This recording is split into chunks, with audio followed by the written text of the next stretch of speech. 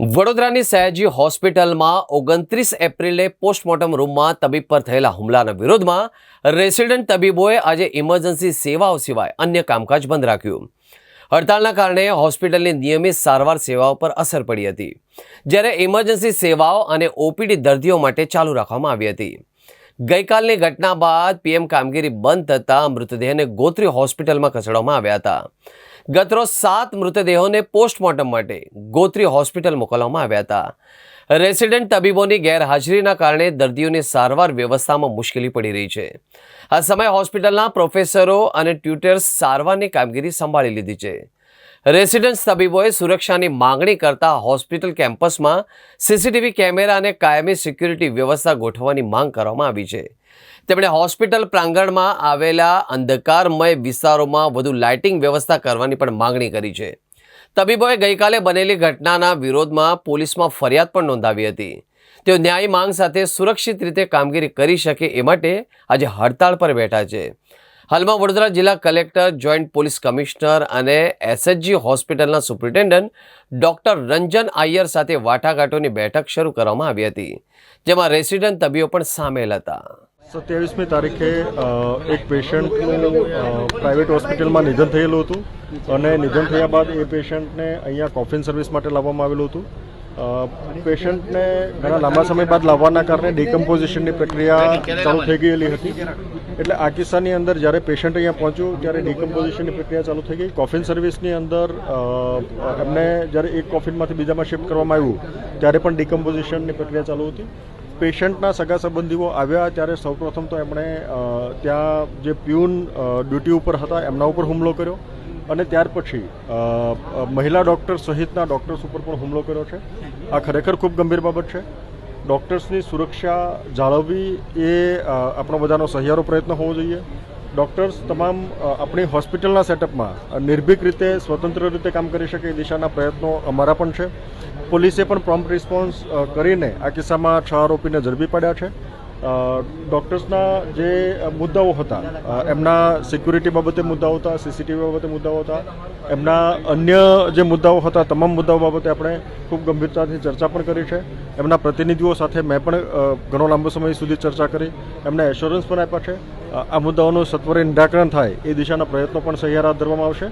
અને સાથોસાથ આપણા પેશન્ટ્સ અત્યારે જે ગરીબ વર્ગમાંથી અહીંયા પેશન્ટ સારવાર માટે આવે છે એમની કોઈ ઇમરજન્સી સર્વિસ ના ખોરવાય, એમની સારવાર કે એમના કોઈ આરોગ્ય ઉપર બીજા કોઈ પ્રશ્નો ઉપસ્થિત ના થાય એ દિશાના પ્રયત્નો ચાલુ છે અને એ માટે એમને સમજૂત પણ કર્યા છે.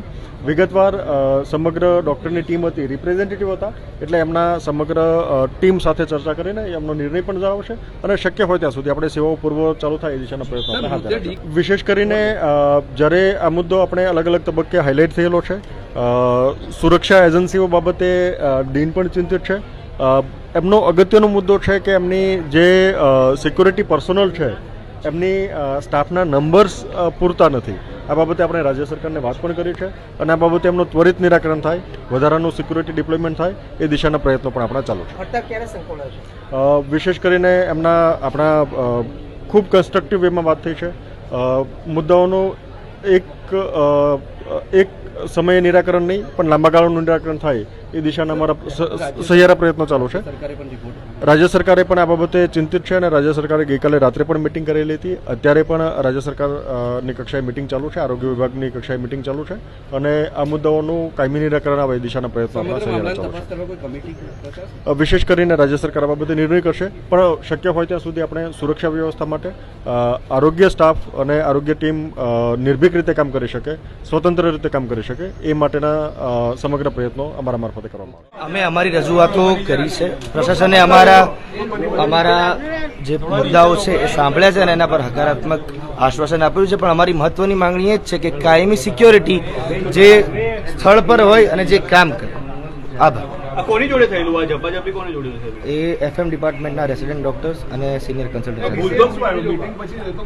હજુ ડિસિઝન આ વિચાર હતી, એક મિટિંગ હતી, આ કોઈ ડિસિઝન લેવા માટેની આ અમારા પ્રશ્નો સાંભળવાની અને સરને અમારા સાંભળવાની મિટિંગ એવું મને લાગ્યું. પણ આનું કોઈ પણ એ વિષય માટે મને હડતાલના ભવિષ્ય વિશે અમે હજુ વિચાર વિમર્શ કરીશું અને આની આજ તમારા પરિવારનું હું ડેડ બોડી હોત તો તમે શું કરે? અમે જો હું એક વ્યક્તિ એક ડૉક્ટર તરીકે હું આની જળમાં જાણવાનો પ્રયત્ન કરત, સાચું હોય ખોટું હોય, જો કોઈ વ્યક્તિની ભૂલ છે તો એને સ્વીકારવું જ પડે.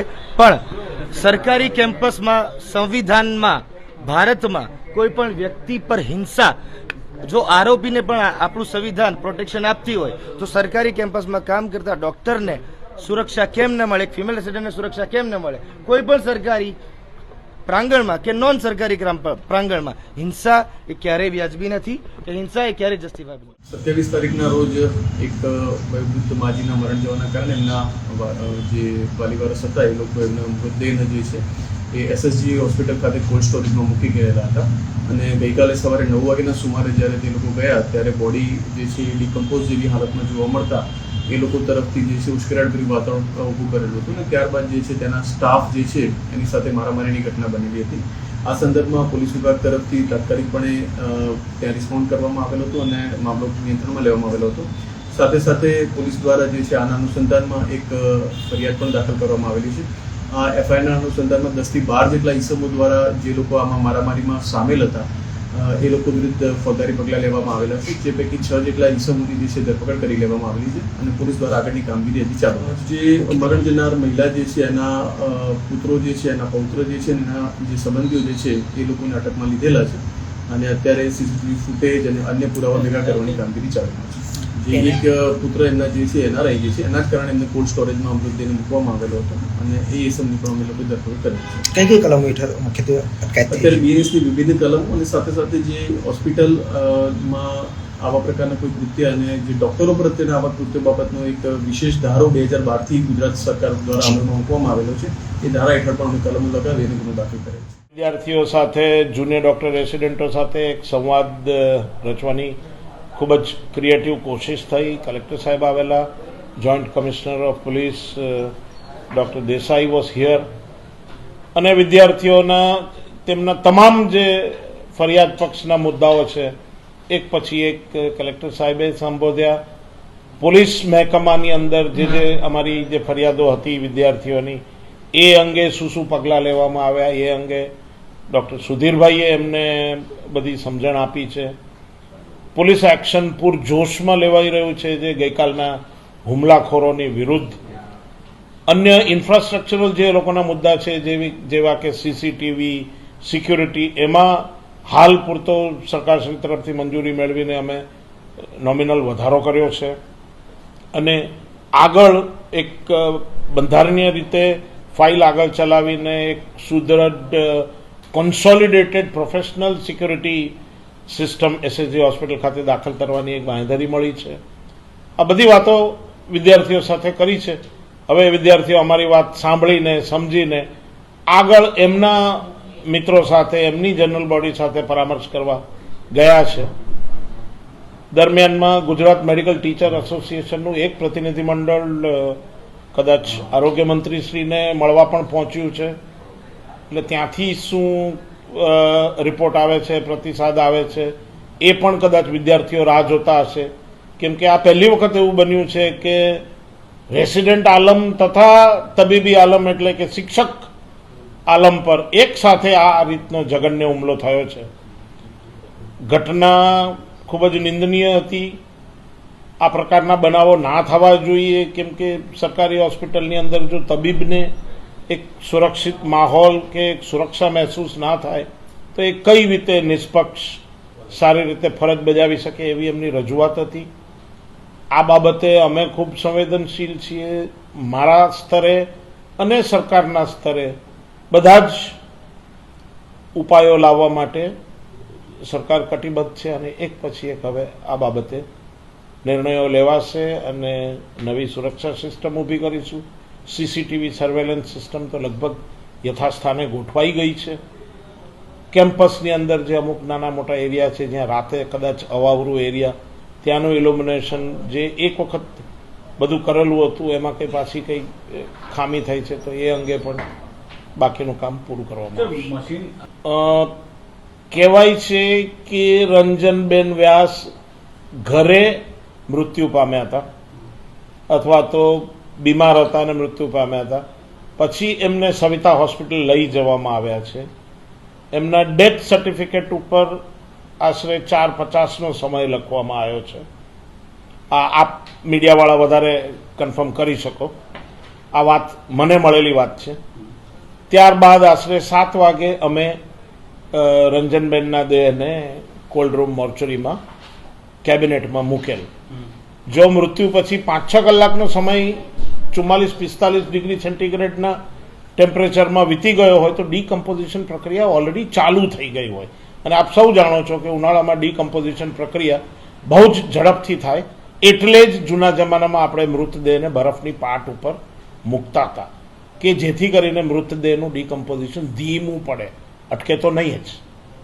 મોર્ચરી કેબિનેટ્સ 2 થી 8 ડિગ્રીના વચ્ચેના ટેમ્પરેચરની અંદર be it slows down the process of decomposition. Nothing can halt the process of decomposition.